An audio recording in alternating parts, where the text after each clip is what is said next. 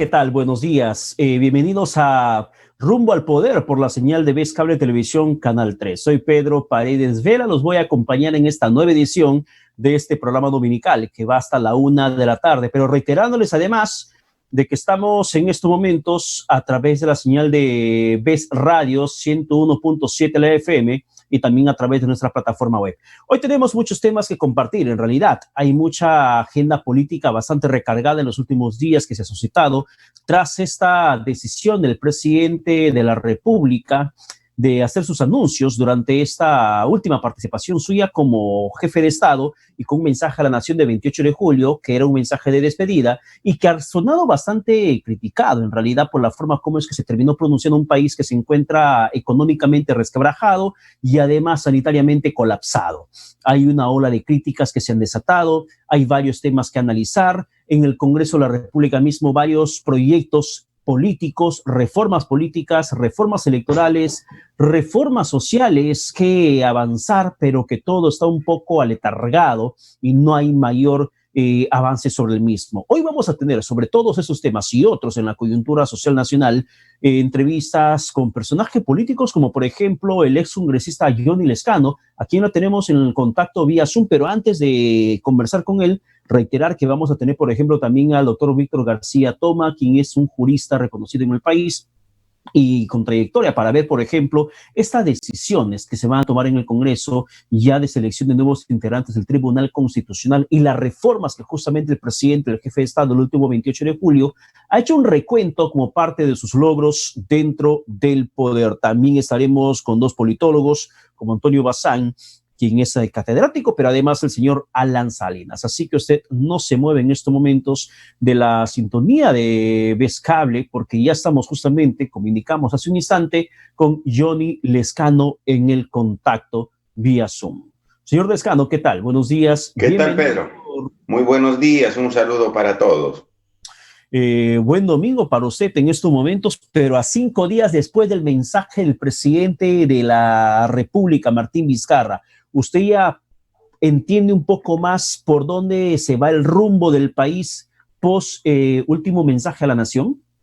Bueno, en realidad no, porque lo que ha hecho fundamentalmente el presidente ha sido un recuento de lo que hizo respecto a la pandemia, en algunas decisiones que se tomaran para enfrentarla desde el punto de vista sanitario, desde el punto de vista económico, ¿no?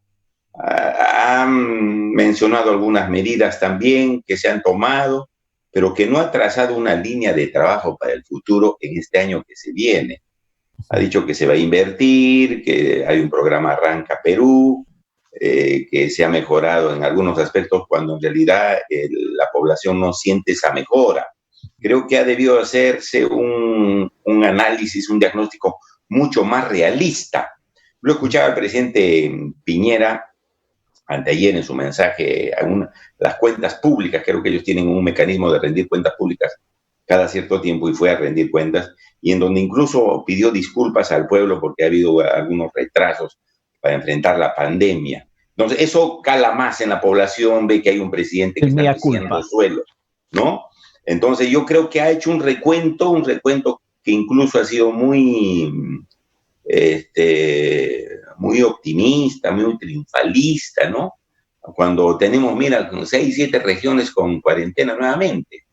Entonces, eso se ha debido decir hay 20 provincias en cuarentena focalizada. Pero, señor Lescano, antes de avanzar con esos temas, por ejemplo, si uno comienza a ver la parte social de lo que dijo el presidente de la República, guardo mis resúmenes de este 28 de julio, él, por ejemplo, ha destacado el tema de los bonos, los subsidios que ha dado, y ha mencionado que hay un segundo bono universal que va a entregar entre agosto y octubre de este año, 760 soles. Es lo que ha prometido por segunda vez. Y en la parte también social, en el tema de atención a la población más vulnerable, él termina ofreciendo un bono por orfandad de 200 soles para todos los niños, niñas que han quedado huérfanos de padres en esos tiempos de pandemia.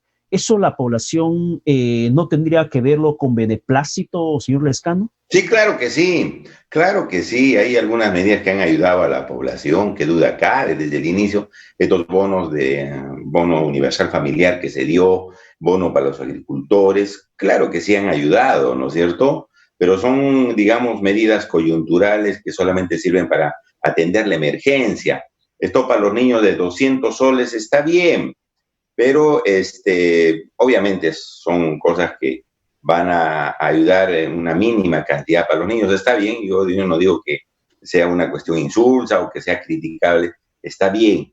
Este segundo bono también está bien, porque no te olvides, Pedro, que cerca de 3 millones solamente en Lima de trabajadores han perdido su puesto de labor, de trabajo, de sustento. Entonces, está bien, yo creo que sí, pero faltó establecer política de Estado para tratar de, digamos, llevar la parte económica fundamentalmente y la sanitaria para el futuro, planificadas, sostenibles, ¿no? En el tiempo, no estas ayudas que están bien, pero faltó alguna, por ejemplo, cómo recuperar los puestos de trabajo en medidas más claras, más contundentes, ¿no es cierto?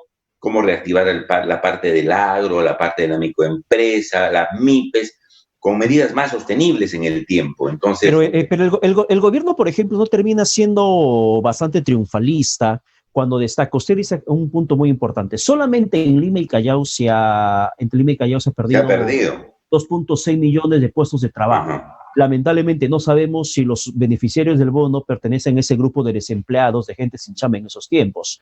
Pero también el presidente, olvidando esa cifra bastante dura de 2.6 millones solamente en la capital del país, termina levantando la información de que en este periodo de pandemia, en las últimas semanas, se registraron más de 120,000 nuevos contratos de trabajo. O sea, ponerle una balanza, mayor peso a 120,000 nuevos contratos y cerca de 3 millones de desempleados, ¿no termina siendo una ecuación bastante inexacta?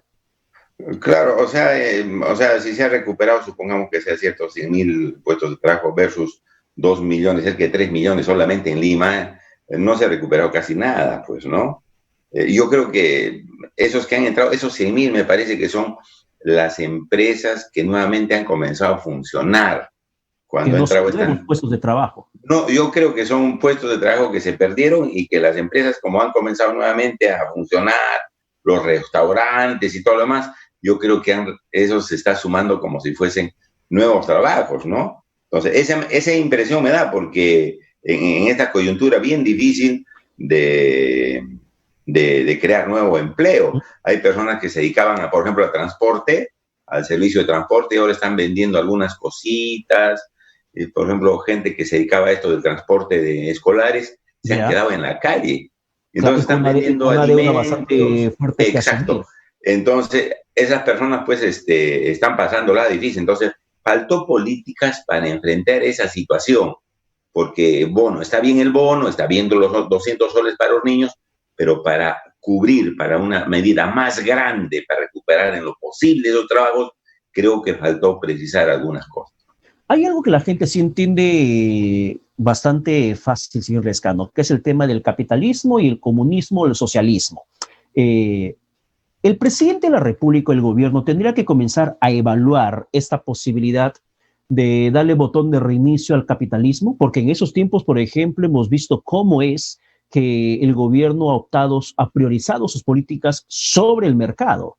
Y lo ha dicho en su momento el doctor Víctor Zamora, que por ejemplo ellos han priorizado en el gobierno el aspecto del acuerdo con las clínicas, pagarles cerca de 64,900 soles con IGB por tarifa plana, atención en cuidados intensivos de pacientes derivados por CIS, que no intervinieron con la Ley General de Salud, las clínicas, que no aplicaron el artículo 70 de la Constitución de expropiación, porque han priorizado el mercado, el sostenimiento del mercado.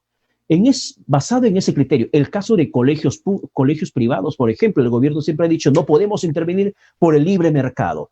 En todo contexto, la banca privada aplica criterios discrecionales a quién dar y a quién no, Reactiva Perú o FAEMIPE. ¿Y todo por qué? En nombre del libre mercado. Si estamos viendo que ese criterio de libre mercado está generando mayor colapso, ¿es momento que en la política se aplique el botón de reinicio del capitalismo? A ver, yo creo que estamos en un sistema capitalista hace mucho tiempo atrás, ¿no? Con estas reglas que establecen los grupos económicos y no que se establece en beneficio del interés general. Y ha ido avanzando. O sea, los abusos en contra del ciudadano por los grupos económicos más poderosos han impuesto reglas y han obligado a algunos gobiernos a dictar a través de leyes esas reglas. Entonces, estamos sufriendo esas consecuencias. Estamos en un Estado liberal, ¿Nueva donde se constitución prefiere, podría ser una alternativa? Como algunos otros perdón, políticos, como otros políticos mencionan, nueva constitución y en el marco económico, en el capítulo económico, cambiar la economía social de mercado por una que se adecue en esos tiempos. ¿Podría ser una alternativa? mira, yo creo que en la Constitución hay normas generales, ¿no? La misma Constitución ahora dice que debemos aplicar una economía social de mercado. ¿Y qué significa una economía social de mercado? Que prima pues el interés de la persona y no el interés de los números, del poder económico, de los intereses privados. Esa es la economía social de mercado. Pero como verás, no se cumple, no se cumplen. Entonces yo creo que lo que falta es autoridad del Estado, ¿no? Que el Ya. Estado cumpla su rol regulador, porque no te olvides, Pedro, lo que tenemos que conseguir en el Perú es justicia social. Si no hay justicia social, vigencia de los derechos económicos, ¿no es cierto? De los derechos sociales de los ciudadanos, de defender su dinero, de defender su trabajo. Entonces estamos por gusto. Si pones ahí que la economía es economía socialista y ya economía y no economía social de mercado, pero no se cumple eso, estamos por gusto. Ahora me parece una buena concepción la economía social de mercado, repito, porque primero el ser humano y la economía debe estar a Claro, servicio del ser humano, pero pero eso es en el papel. el Estado, claro, está eso en el papel, pero eso no aterriza en la realidad. No hay autoridad, no hay voluntad política, se están imponiendo las reglas de los poderosos y no se está imponiendo las reglas de la gran mayoría. No te olvides que el Estado, no te olvides que la sociedad firma un contrato social y ese contrato social es fundamentalmente en beneficio de la gente. Ahora no, ese contrato social no sirve para nada, nadie cumple ese contrato social y simplemente se imponen reglas abusivas en caso de las clínicas, en caso de los bancos y otras cosas más en el mercado, ¿Ah? imponen sus condiciones y el Estado está mirando, a veces ayuda a abusar. Esa es la parte que hay que cambiar, o sea, que el Estado sea fuerte y que sea un Estado regulador. Ya, y en un contexto político que estamos ya viviendo y estamos en carrera electoral tras la convocatoria del jefe de Estado, eh, ¿qué es lo que la futura persona que va a asumir la presidencia va a encontrar? ¿Una bomba de tiempo o las bases de una nueva nación? ¿Qué va a encontrar realmente? No, un país en crisis, Pedro, un país en crisis. Mira cómo estamos, la situación de salud colapsada, la cuestión económica, el Producto Bruto Interno ha comenzado a caer en todos los países, hasta en los países de Europa. Se está perdiendo dinero, se está perdiendo inversión, se está perdiendo puestos de trabajo. Un país en crisis, con un sistema educativo resentido por la forma como estamos llevando la situación casi de emergencia, con una agricultura totalmente destrozada, que los agricultores trabajan a pérdida, ¿no es cierto? Y los servicios, ¿para qué decir? Restricciones que tú no puedes actuar normalmente en tus actividades por la situación de los contagios. Entonces, vamos a recibir, el próximo gobierno va a recibir un país en crisis que hay que ayudar para poder reflotarlo. Tenemos esperanza porque, sabes, Pedro, tenemos un país muy rico en recursos naturales. Y creo que la otra vez, cuando hablábamos, te decía que tenemos el litio de Carabaya, el yacimiento más grande del mundo en litio, que va a ser un empujón en la economía del Perú. Eso quizás va a ser un respaldo muy grande para el Perú, pero ese litio hay que transformarlo acá en el Perú, hay que darle valor agregado para que dé trabajo, es que ¿no? nuestra minería, nuestras industrias extractivas son esas, solamente extractivas, no son industrializadas, no tenemos una minería Tenemos que cambiar. industrializada, no tenemos nada en realidad de industria a gran escala que podría justamente darle otro reimpulso económico al país. Pero si la economía va a estar en crisis, entonces, ¿en torno a qué tiene que girar cada discurso de contendor presidencial? Como el caso suyo, según tenemos entendidos, y usted mantiene la posición de presentarse como posible Bueno, candidato a el la discurso presidencia. tiene que ser un discurso acorde con la verdad, acorde con la realidad. Es decir, estamos en esta situación difícil y Ya, pero ¿qué nosotros hacer? queremos, perdón, ¿Y qué hacer? La ¿y qué situación la hacer? conocemos, pero ¿qué Claro, hacer? decir, en economía tenemos que hacer esto, en salud tenemos que hacer lo otro, estamos recibiendo un país en esta situación. en una situación caótica, como todos saben, y en todos los países pues hay una crisis severa, porque la economía ha comenzado a funcionar, digamos, no a su nivel normal. Entonces, acá en el Perú es igual, ¿no es cierto? Ya con los problemas que traíamos, ahora se ha venido esto, terrible, la situación va a ser muy difícil y yo creo que el Perú va a tener en el futuro un gobierno de reconstrucción, vamos a tener que reconstruir el Perú, pero tenemos potencialidades, claro que sí, y esas potencialidades hay que utilizarlas.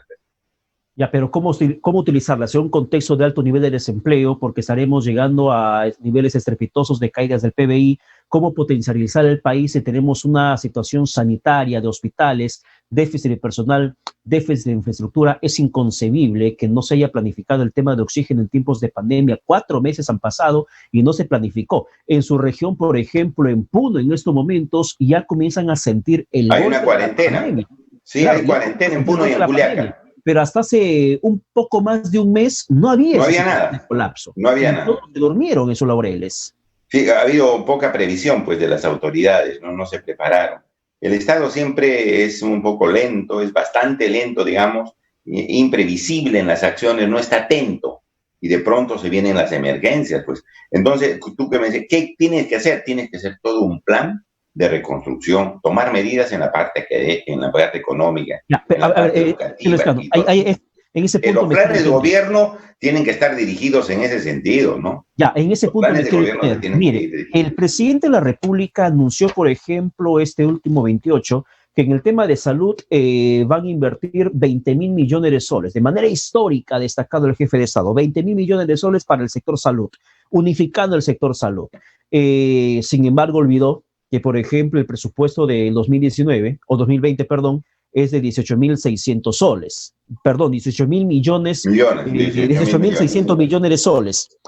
Solamente sería un incremento de 1.400 millones de soles, nada más. Pero días después, o quizá hora después, la ministra de Economía sale a decir que el presupuesto del próximo año se va a tener que reajustar. ¿A quién cree él entonces? Si el jefe de Estado anuncia con bombos y platillos grandes presupuestos para el sector salud y la ministra de Economía, la ministra Alba, sale y dice vamos a reajustar presupuestos, entonces, ¿cuál es el discurso que tenemos que priorizar? ¿El del jefe de Estado o el de la ministra de Economía, que es la que maneja las cuentas públicas? Bueno, yo creo que ahí tienen que ponerse de acuerdo, pues, ¿no?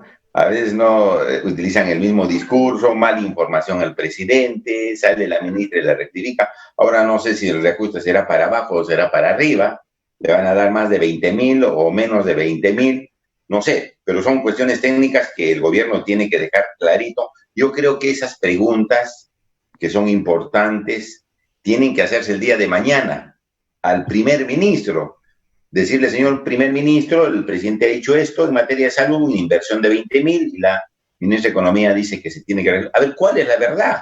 Porque el primer ministro mañana tiene que ir a completar el discurso del presidente o despejar las dudas que ha dejado el discurso del presidente o explicar las situaciones y denuncias que hay respecto a sus ministros, al ministro de Educación con las tablets, a la ministra de Economía que dice que su familia contrata con el Estado. Yo creo que eso tiene que ser despejado el día de mañana. Ya, pero ahora, excongresista Johnny Lescano, ¿cuál es la verdad en todo caso del Congreso? Para terminar la entrevista en terreno parlamentario, ¿cuál es la verdad del Congreso? Este Congreso, con el tiempo que estamos pasando ya en el periodo legislativo complementario, ¿cree usted que está cumpliendo la expectativa de la población para la cual justamente ha sido elegido en reemplazo del Congreso que ha sido disuelto y donde estuvo usted? No, yo creo que no. Yo creo que la expectativa siempre ha sido alta del pueblo, ¿no? Por las necesidades que tiene, de ninguna manera. Y esto porque obviamente se vino una situación de esta pandemia que ha dado lugar a que el Congreso no funcione normalmente, ¿no? Ha tenido limitaciones, qué duda cabe, pero también ha tenido errores. Esta ley de la inmunidad que hizo, pero un papelón el Congreso, dando una ley en los términos que dio, y otro tipo de medidas no ha estado pues a la altura de las circunstancias. Se ha podido llevar mejor, con mejor asesoría, de consultar a todos los sectores, de utilizar la experiencia de quienes estaban ahí dirigiendo el Congreso, pero eso no se hizo. No se hizo. No sé a qué habrán recurrido, pero no se hizo. Entonces, no está cubriendo las expectativas del pueblo del Perú. Y ojalá, mira, tenemos un año.